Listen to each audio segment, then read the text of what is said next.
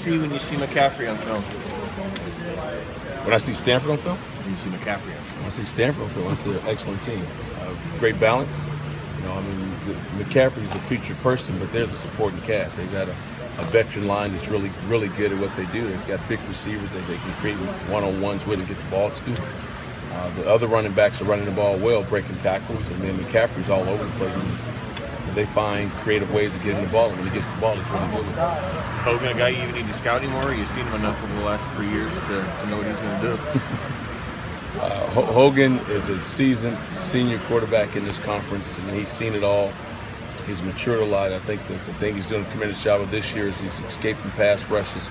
He's using his legs to extend plays, and then he can really run the ball. So this design runs, and when he takes off, he's going the distance. So I think he's doing they've done a tremendous job of grooming him, and I think this year you're really seeing the best of Hogan. Yeah, I think the last 2 weeks he's run for more than half of his rushing yards on the season. It seems like they're using him a little different. Does that change? How much has what he's done the last 2 weeks changed what you might anticipate them doing? Yeah, I don't think it changed a lot because when we've played Stanford over the years, their quarterbacks have always ran the ball. And you're going to get naked. You're going to get plays, and I think the thing that's happening now is more of those plays are occurring in the middle of the field. And they're designed quarterback runs.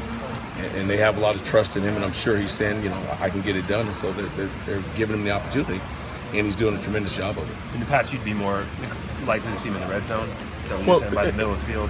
In the past, with what I recall from the Stanford offense in the past, you're going to get some quarterback decades, and you're going to get some quarterback read powers, and they've always done that. I don't know if there's more this year of those types of plays. I know there's bigger yardage on those plays.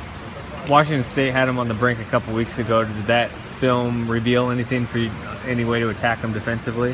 I think Washington State did a good job. I think there's in these tight games, the playmaker's going to step up, and I think the biggest thing that happened in that game is the quarterback made a couple big plays. I mean, some critical plays. He outran some people, and the difference in that game was probably 2 big runs by the quarterback. Is preparing for Stanford with some of those big bodies that they have any different than any other conference team for you guys in terms of preparation and scout teams? The big thing we prepare for Stanford, you have to really overcoach pad level and getting off blocks. They have they have a very tough offensive line. They do a great job with pad level and rubbing off and getting people out of position. So the first thing you think of Stanford, great pad level, and it's not just pad level with my pads. You have to do a great job of separating and getting off blocks. And if you don't separate and get off blocks, you'll see big plays. You talked about communication being something that's obviously important.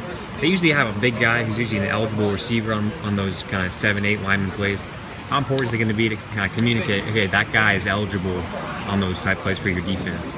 And Stanford, their offensive system, they rotate in lots of players, and in the middle of all those players are big guys. And we have to be really sharp on the field. We have to be sharp on the sideline in terms of matching personnel packages.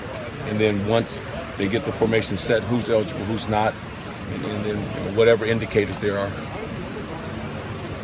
How do you simulate that kind of size in a week like this with your scout? What you have to do is use jerseys, because we don't have. We can't take all our big offensive linemen and use them as scout players, so we have to use just jersey numbers and different identifiers. Yeah.